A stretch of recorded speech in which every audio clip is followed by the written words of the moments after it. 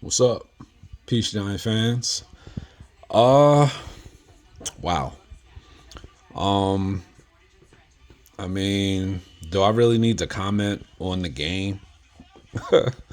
I guess I do.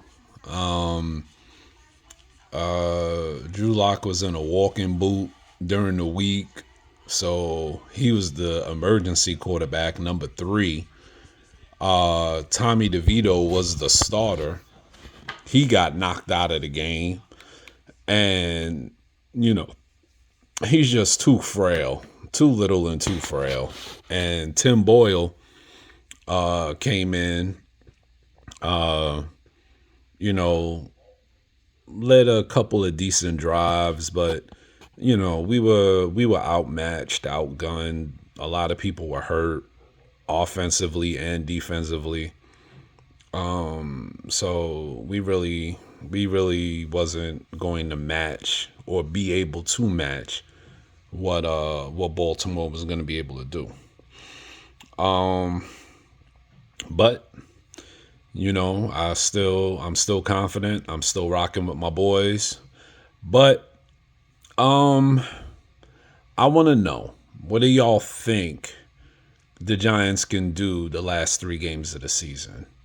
We have the Colts, the Falcons, and then the Eagles. I don't know if that order, but those are the three teams we got left. I know we got the Eagles last because that's going to be the game where Saquon is going to probably be going to break the all-time rushing record. And he's going to be playing against us in Philly. So that's just ironic. So that's going to be a big slap and fu to Joe Shane, especially if he gets the rushing crown, the all-time rushing leader in the season, breaking Eric Dickerson's record, and does it against the Giants last game of the season. Oh man, that'd be epic. That'd be epic. They're talking about, oh, well, what if Philly sits down their players? They ain't sitting their players down for that game, dude. That's at home. Saquon's going to have a chance to break the record. Giants players are hurt on defense. He already ran for almost 200, or did run for 200 yards for us against us in the first game. So, nah, it's over, bro. It's a wrap. All of the Saquon haters, all I got to say is fuck you. Saquon made a business decision. He did what he felt he had to do. And stop crying and complaining, Giant fans. Y'all look like a bunch of old women. Y'all sound like a bunch of old women. Oh, well, if we had Saquon wouldn't be running for no 1,600 yards with this offensive line. Okay? So let's be realistic. He went to where he could flourish in an offensive system that has multiple weapons and a solid offensive line and competent quarterback play, which is something we don't have. So get off that shit. Oh, we could have kept Saquon. Kept him for what? To run for 1,000 yards? We're getting that with Tyrone Tracy. You know what I mean? Like, come on. He wasn't gonna do for us what he's doing in Philly. So that's just logical. So stop crying, stop talking shit, stop talking nonsense. He left, it's over. He's in Philly, he's an Eagle. Move the fuck on. Move on. It's done. Now, back to the team in blue. What are we going to do with you guys? Because there's a lot of questions that need to be answered. So far, it looks like they're going to stick with Brian Daboll and Joe Shane. I'm cool with that. A lot of people I know aren't. They're saying Joe Shane needs to go. They're saying Brian Daboll needs to go. But when you look at the situation, Joe Shane has been dealing with our salary cap problem that David Gettleman put us in, which is one of the reasons why we couldn't sign Saquon and Xavier McKinney, because our salary cap was all fucked up, and he was still trying to manipulate that as well. I think I think Brian Dable is a good coach. I think he's a good offensive mind, but I think he needs an offensive coordinator. I think he needs an offensive coordinator that he can trust, that can come in and can get the job done. Now, there's rumors that Davis Webb, who used to quarterback, be a backup for the Giants behind Eli. Brian Dable might sign him as offensive coordinator. Brian Dable also has a connection with him from their time in Buffalo, I believe. So, and that might be a good thing because I think Brian Dable needs somebody that he can trust. And I think if he gets Davis Webb in as offensive coordinator, he'll trust him enough to call the game and he'll stay as head coach. You know what I mean? Y'all know how I feel about Joe Shane. I think last season was the draft starting last season, and then coming into this season, obviously, was the first real season that we can go off of what Joe Shane has done. You know what I mean? You can't fault him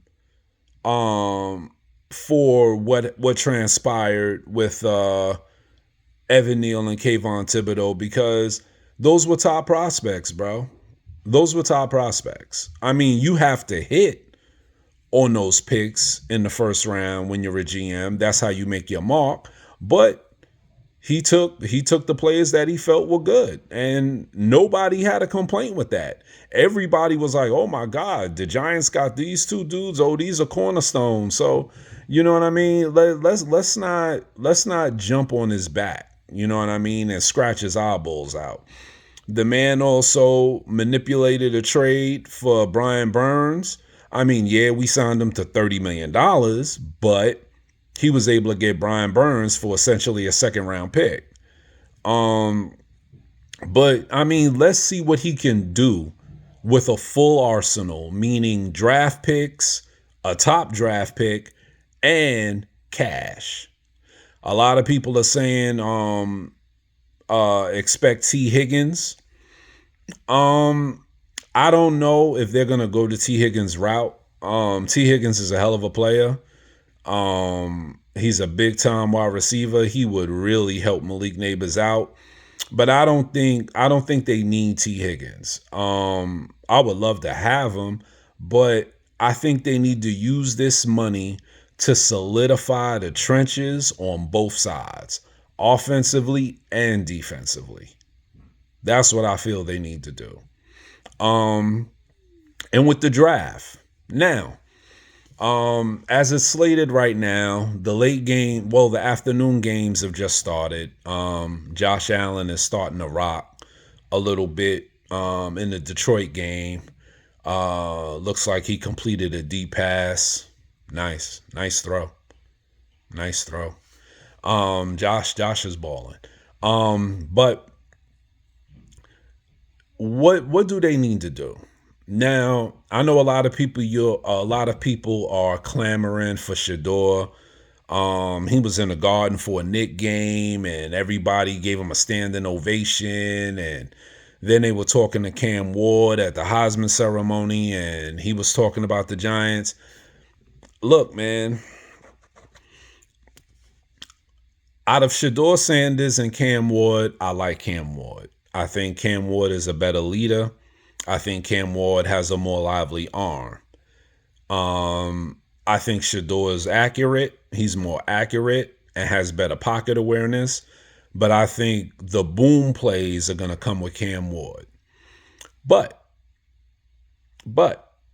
here's my sneaky pick. What if the Giants trade back, like I said, get extra picks, and take Jalen Milroe? Now, A lot of y'all are like, oh, I don't want no fucking Jalen Milroe. I don't want no Jalen Milroe. Now, a lot of y'all also don't watch college football either. Jalen Milroe is a good quarterback. Jalen Milroe is most likely the best athlete out of all the quarterbacks in this draft. Jalen Milroe can run the ball. When the play breaks down, he can improv. He can escape the pocket. He can run through tackles. He can run for first downs when it's 3rd and 2. And, the defense is gearing up for that run up the middle. Jalen Milroe could bounce it to the outside with his speed, break a tackle, and maybe even take it to the house. Jalen Milroe has a skill set that quarterbacks in this draft don't have. Now, the reason why I mentioned Jalen Milroe is because if you're going to keep Brian Daboll, if you're going to keep Joe Shane, and Brian Daboll is the offensive mind, the offensive wizard, the quarterback whisperer that everybody says he is, why can't he coach up Jalen Milroe? Why can't he? I mean, because honestly, all of these quarterbacks are going to need work. Shedeur is going to need to learn to not hold on to the ball. Cam Ward is going to need to learn to not take chances. Jalen Milroe is going to need to learn to be a better quarterback and trust his arm, because Jalen Milroe has an arm. He needs to learn to trust his arm. And that's where Brian Daboll comes in. You can't teach athleticism, bro. You can't teach athleticism. And when a play breaks down, you need a quarterback that can get those tough yards and get those yards quick and fast and in a hurry. And that's Jalen Milroe. So, y'all know how I feel. If the Giants take Cam Ward at 2, I'm not mad, but if they trade back, get more assets, and take Jalen Milroe, I'll be a little bit happier. Could you imagine if the Giants trade back? Let's say they got to stay ahead of Tampa Bay. If the draft was today, they got to stay ahead of Tampa Bay at 16 and Seattle at 20. So they got to stay ahead of them. So I don't want to trade no further than Indy, New Orleans. I don't want to trade any further back than that. And if we could trade a couple of times, like if we could trade with the Jaguars or the Patriots, and then again with the Colts or the Saints, and then make our pick, fine, I'm cool with that. But by then you'll say we racked up a 2nd-round pick or probably 2 3rd-rounders. You know what I mean? So, and then what are we going to do in free agency? What's the priority? Like I said, I think we need to establish ourselves in the trenches. We need to get better in the trenches on both sides of the football. The Giants had a plan. They had a plan. It didn't work out. You know what I mean? The ultimate plan was to bring Christian Wilkinson in along with Dexter Lawrence. Now, could you imagine that? That would have been sick. But, Wilkinson wound up going to the Raiders, I believe. I think he left the Dolphins and went to the Raiders, something like that. But, and then they were also looking at Justin Madubuike from the Baltimore Ravens. So they were looking at things, but, the plans that they had was also tied up in money. Now, a lot of people are saying that we need to go and grab T. Higgins and we need to grab Byron Murphy from the Vikings. No. what we need to do, the Giants are in a unique position. And remember what I said. The Giants are 2 seasons away. This season and next season. 2 seasons away in my book. Now, they're going to have about 50 million, anywhere from 50 to 60 million. And if they don't renegotiate anything, they're going to have that 50 to 60 million to play with, right? The following season, the Giants have nothing on the books, really. They got like 100 million. Really? $100 million? Yo, man, we can really exploit that to our advantage, and that's what Joe Shane has done. He's built for the future.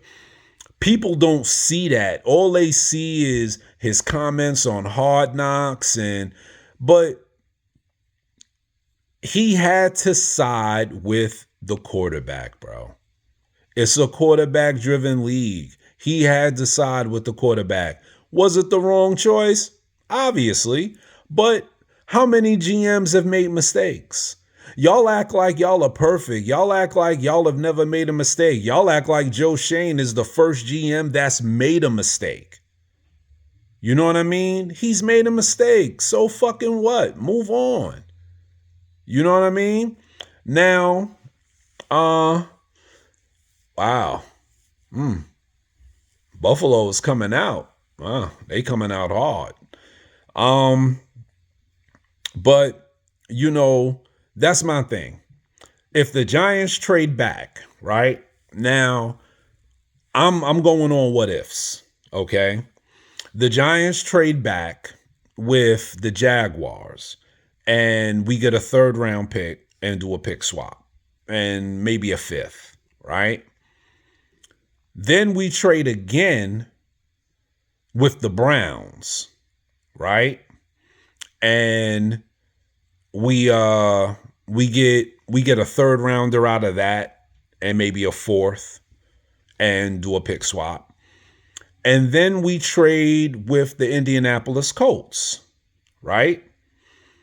Which would give us maybe we could squeeze a 2nd rounder out of that, but we could definitely get another 3 and a number 4 and maybe a 6. So now you say we have our 1st round pick, our 2nd round pick, 4 3s and 4 4s. That's a lot of damage, bro. That's a lot of damage we can do. We can still draft Jalen Milroe. We can draft the offensive lineman. We could take an offensive tackle, which means we could take Evan Neal, kick him in the guard, right? We then draft the tackle to play right. We get Andrew Thomas coming back. We get John Runyon coming back. We got John Michael Schmitz in the middle. Jermaine Illuminor is now our swing guy for the inside because he could play either guard position. So he's our swing guard, right? Later on in the draft, like our late 4th round pick, we could take Brendan Crenshaw Dixon from Florida, and he could be our swing tackle, right? And then we could take Limpkin, the guy from UNC. He's a guard / center. So he's our backup for John Michael Schmitz, and he can also give us that ultimate protection on the inside as well at the guard position. So he's a guard, center, swing guy. Your line is set. You use your 1st round pick on Jalen Milroe. You use your 2nd round pick on an offensive lineman. Now you got 4 3rd round picks, bro. 4. You take a corner. You take a young corner. I don't want no 27, 28-year-old corner because you got to pay them. You got to pay them dudes, man. And if we're going on this youth movement, go all the fucking way, bro. You take that 1st, 3rd round pick, you draft yourself a corner.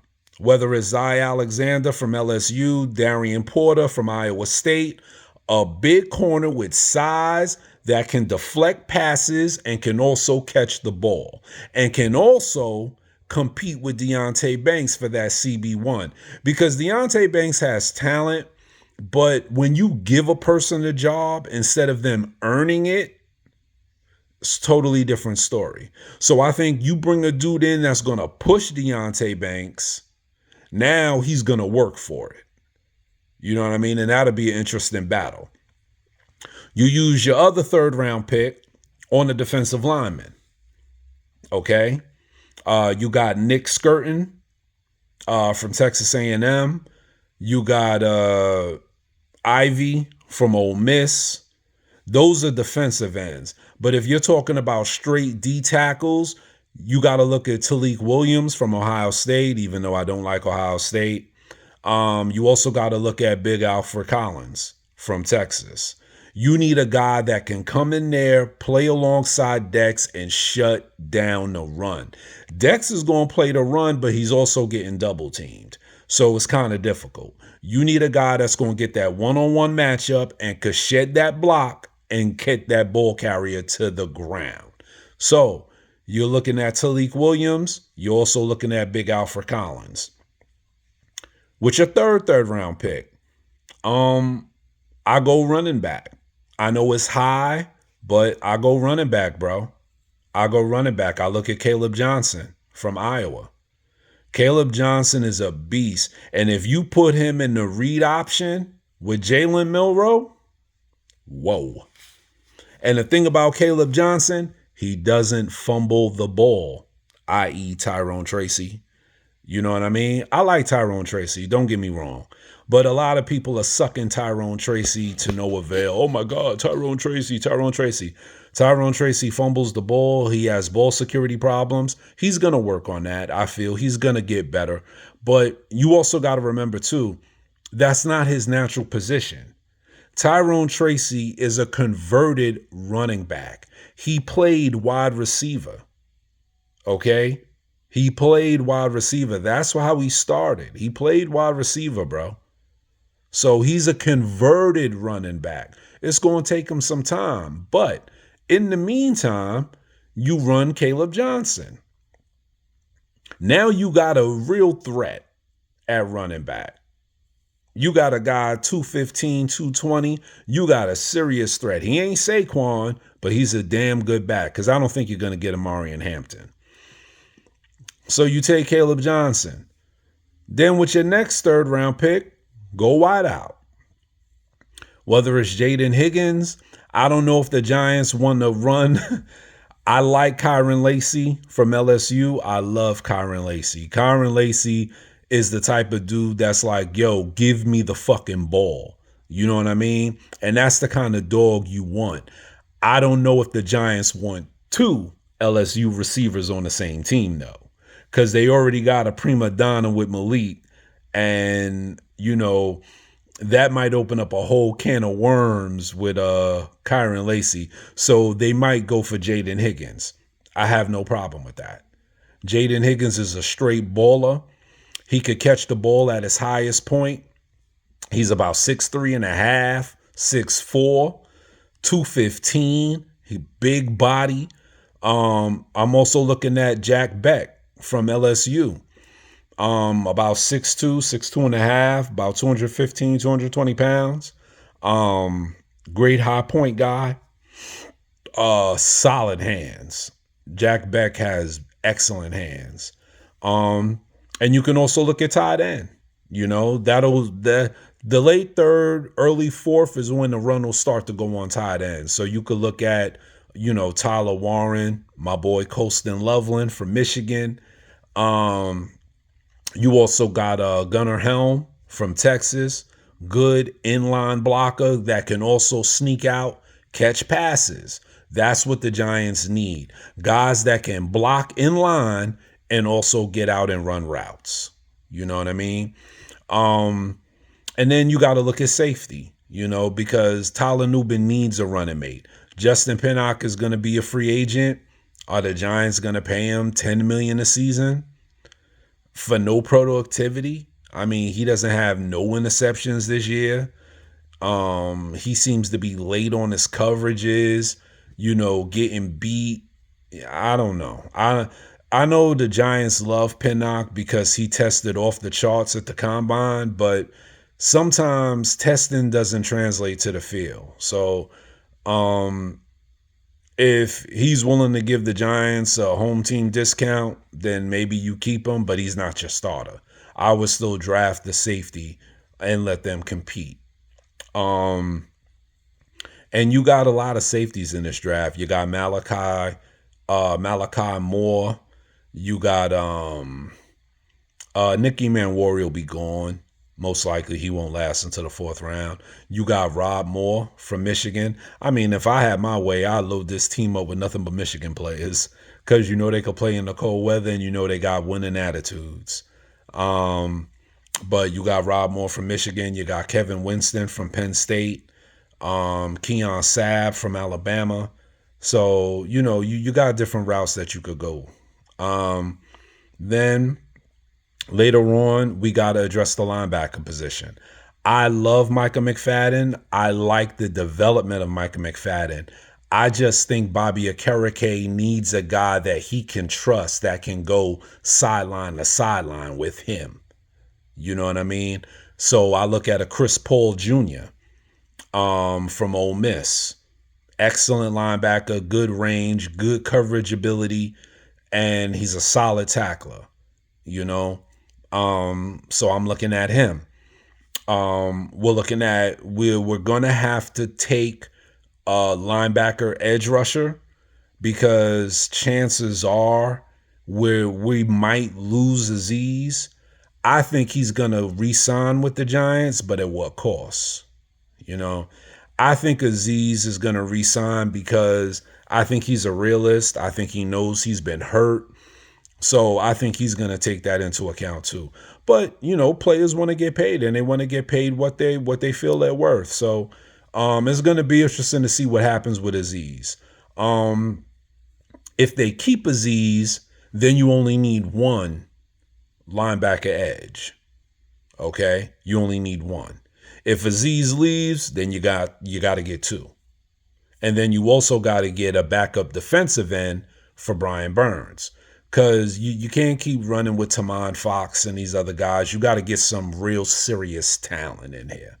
So I'm looking at Tariq Sapp from Florida as a backup defensive end. And then linebacker, I'm looking at David Walker. I'm also looking at the guy from Alabama, Q Johnson, I think his name is.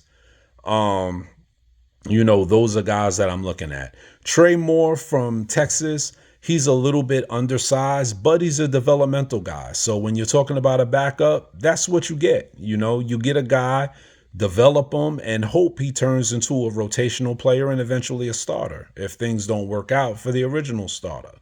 So, but that's the route I would go. I would go like a David Bailey or Walker for linebacker edge and Tariq Sapp. And then I would go later rounds. I would look at a guy like Thor Griffin from Louisville as another rotational piece. He's a situational guy that could come in with Elijah Chapman. Chapman could get that push. Griffith could play that run. So, that's how I'm thinking. And then, 6th and 7th round, you're talking about getting situational players. You're talking about getting rotational guard, rotational center, maybe a Jake Majors from Texas, maybe a Kuhn, offensive tackle. You're looking at those guys to just solidify the young roster and their young players coming in. And you also want to get another receiver in, like a Jalen Noel from Iowa State. I'm heavy on Iowa State, bro. Heavy on Iowa State. Because you bring in a Jalen Noel, he's about 5'11", 200 pounds. He runs a 4.3, 4.4. He's quick. He's strong. He got great hands. And the problem is if you look at the players that I'm looking at offensively, they don't drop passes. They don't drop passes. Caleb Johnson at running back is a good back out of the backfield, and he's also an excellent pass blocker. So you got a guy that can come in and block. One of the knocks on Saquon, he had to develop into being a pass blocker. This guy is already a pass blocker. And I'm not comparing him to Saquon. No, I would never be as blasphemous and ridiculous. But I'm just saying, he's going to come in and he's already going to give you that pass blocking aspect as well as the ability to run and catch passes out of the backfield. Jaden Higgins, excellent hands, doesn't drop the ball. Jack Beck doesn't drop the ball. Jalen Noel doesn't drop the ball. Kyron Lacy doesn't drop the ball. You know, these are dudes that we need in New York that don't drop passes. We have too many games where dudes are dropping passes, dropping this, dropping that. You know, we got suspect quarterback play, but then when it's a decent throw, they're dropping it. Like, come on. We need guys that are sure-handed, that can make plays, and that could get the job done for this football team. Because the clock is ticking. But if we do that and look at undrafted free agents, I'm looking at Zavada from Michigan. The place kicker, he's going to come in and push Graham Gano. If Graham Gano gets hurt, boom, we got Zavada. Zavada is an excellent kicker. He's got range. He's got a strong leg, and he's young. You know what I mean? I haven't really looked into punters. I'm going to and see what punters we could look at getting because I know we're paying Jamie Gillen. You know, between Jamie Gillen and Graham Gano, we're paying a shitload of money. I think it's like $10-12 million between them. You know, and that's a lot for kickers, you know, for old kickers and old punters, you know. But that's where I'm at. I'm on the Jalen Milroe sweepstakes. Because I think all of these players have ceilings. But I think Jalen Milroe has the highest ceiling because of his athleticism. Now, he also has the biggest boom. But that's where Brian Daboll comes in. That's where Brian Daboll comes in and the offensive coordinator. That's where they come in to coach up Jalen Milroe and make sure you get the best out of him and you get the most out of him. So that's my plan. Trade back twice, take Jalen Milroe, stock extra picks. Actually trade back 3 times because we would trade with the Patriots, we would trade with the Browns, we would trade with the Saints, and then we would trade with the Colts. So trade back 4 times, bro. Trade back 4 times. And now you got 5 third-rounders, 5 fourth-rounders. Whoa. You could damn near rebuild your whole fucking team. You know what I'm saying? But you got to trade back. And I mean, I know a lot of people don't want to hear this. And I know a lot of people are going to be upset. And they're going to be like, yo, what the fuck? What the fuck are you talking about? Yo, Shador, Cam Ward. Listen, the Giants are very funny about overinflated attitudes. And Shador, he's his own thing. You know, he's his own brand. And I'm not saying the kid ain't a good quarterback. He's a damn good quarterback and he's tough as nails. But I don't know if the Giants want that. They already got that with Malik Neighbors. I don't know if they want that extra circus with Shador. Now, Cam Ward is going to come in. He's going to grind. He's going to put his head down. He's going to work. And he's a great leader. And like I said, I don't have a problem with Cam Ward. If the Giants stayed at 2 or 1, if they get it, and they took Cam Ward, I would not have a problem with it. I wouldn't have a problem with it. All I'm saying is you can get a guy who has the potential to have that same ceiling, if not better, based off of his pure athleticism, and you develop him and you get extra picks to boot. You get extra picks to boot. Now you talking about in year 2, well, the following year, we have over 100 million and these dudes is on rookie contracts? Shit. Man, oh man. Yeah, the Giants will be rugged, man. They'll be rugged. You like Dion said with Colorado, you better get me now. You better get me now. So, I want to know what you guys think about that. And I had a great time last week. A lot of people were getting back to me and responding, and commenting, and we were exchanging dialogue, and I loved it. It was great. So I want to say thank you to all of those people that were messaging me, and I was getting back to you. If I happen to miss you, I apologize, but I don't think I missed anybody. But I'm just putting it out there. If I happen to miss you, just send me another message. It's not like I'm dissing you or nothing like that. I try to get back to everybody, and I make a concerted effort to get back to everyone. Please subscribe to the channel. I'm going to keep putting out content, whether y'all like it or not.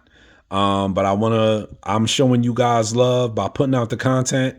Show me the same love in return by subscribing to the channel and telling your family and friends about it, and we could keep this giant thing rolling, bro.